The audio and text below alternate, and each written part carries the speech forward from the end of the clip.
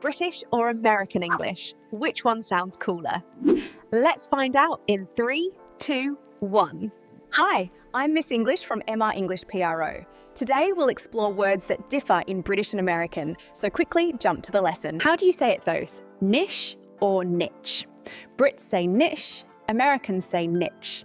Which sounds right to you? People often say vulnerable fine, but it's actually vulnerable. Can you hear that tiny missing E? Do you say schedule or schedule? Brits say schedule, Americans say schedule. Which team are you on?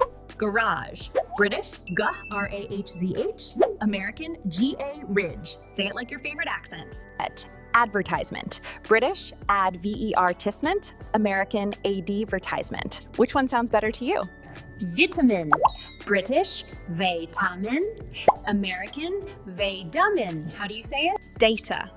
British, data, American, data. Which one do you use? Either/neither. British, e-ether/any-ether, American, a-ether/na-ether. Which one do you say? Privacy. British, P-R-I-vacy, American, P-R-A-I-vacy. Which one do you use? Amazing job today. How many words did you get right?